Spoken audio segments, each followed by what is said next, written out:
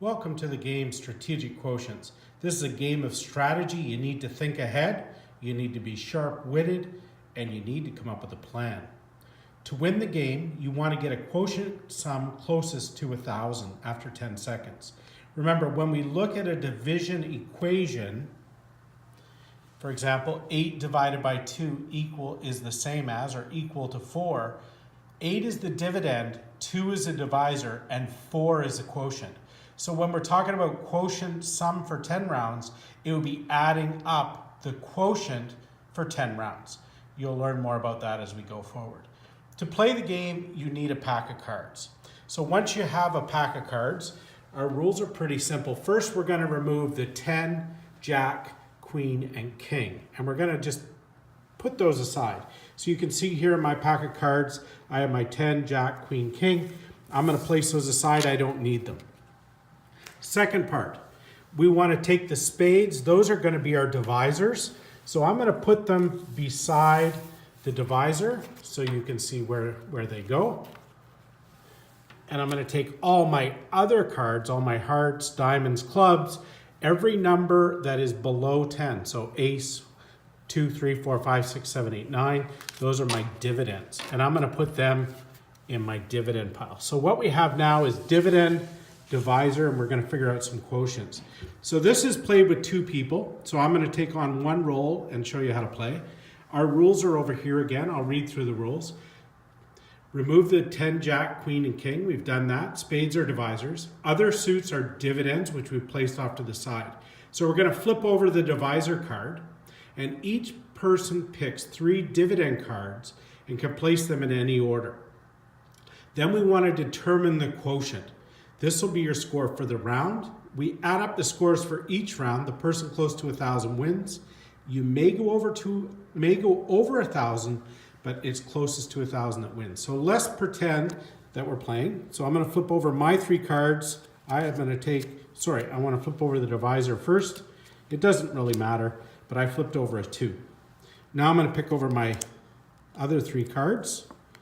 An ace, a 2, and a 2. So in the order that I have them, this equation will be 122 divided by 2. My partner is going to flip over his or her 3 cards, and they have a 9, an 8, and a 6. They could put those in any order. They're going to also divide by 2. The divisor card is common between the 2. Now, we want to figure out the quotient. So I'm going to slightly rearrange my cards because it doesn't matter the order I put them in. I strategically, for some unknown reason that you don't know, I've decided to make my number 212. So 212 divided by 2. I don't know what that is off the top of my head. So I'm going to go over and I'm going to take a sheet of paper and I'm going to work that out. So as we learned today in class, there's a few ways we could do that. One is we could use chunking, where we say we can take 100 groups of 2 from 212, which is 200. Subtract, we get 12. Take 6 more groups away for another 12, and I get a solution of 106. So my quotient in this case is 106. I could do that mentally, and I put that in a little thought bubble. So I'm thinking to myself, what's 200 divided by 2 is 100. 12 divided by 2 is 6. Add them together, and I get 106. That's a fairly easy one for me, maybe. Or I could do long division, which some people feel comfortable with, in which case I'm going to take 212. 2 divides into 2 once, which is really 2 into 200, which is 100.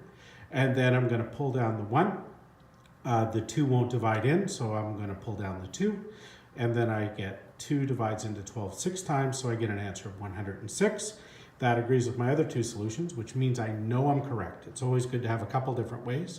And then I can do short division. So I take 2 divides into 2 once. It won't divide into 1. I still have a 1 left over. I divide it in. I get 106. So we have three different ways of showing our work, and we have one that's kind of mental, but I wanted to show you how I figured that out mentally. My score therefore for that round is 106 points. So on my scoreboard over here, for me, I'm going to write 106 points. My partner's also going to get a score, and I'm not going to put that in right now, just for brevity of the video. We're then going to go over and we're going to put our cards away. So we're going to take my cards, my partner's cards, and you can place them on the bottom of the pack so you always have lots of cards to use. And we're going to take the divisor, we're going to set it off to the side. I'm going to flip over a new divisor.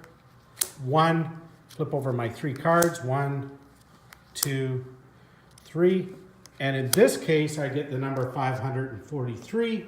I decide to change that to 335. Or 435, sorry. 435 divided by 1 is 435 is my quotient. So now in my score, I'm going to add 435 plus 435. So now my total at the end of round 2 is